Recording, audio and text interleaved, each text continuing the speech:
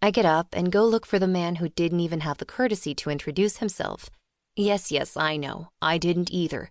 To ask when he expects Solange to be at home.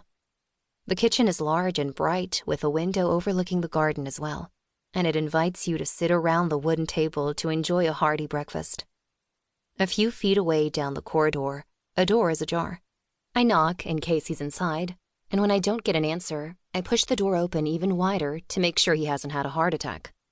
All right, it was out of sheer curiosity, but it's always good to have a ready-made excuse.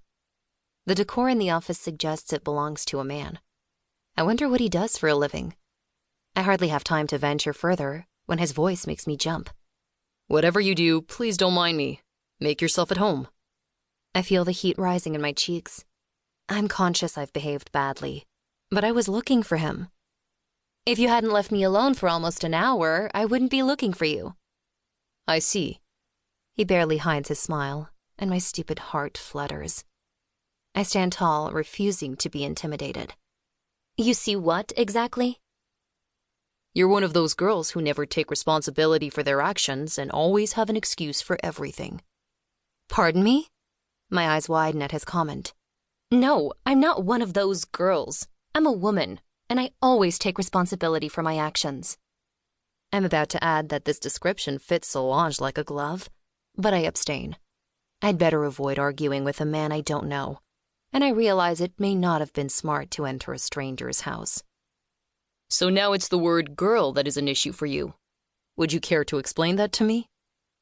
I'm fuming at his mocking tone, and it takes everything in me to refrain from responding to his provocation. What's worse is I have the feeling he's doing it for fun.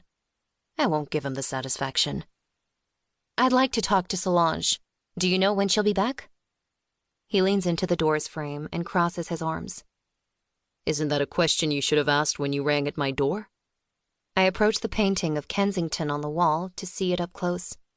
It's an old watercolor, and it's quite interesting. My dad used to have old pictures of Kensington, and I recognize the city as it was 70 years ago. I turn back to Solange's man.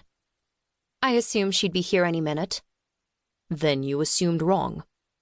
Excuse me, do you take a malicious delight in not giving me a direct answer? It seems to be the case, doesn't it?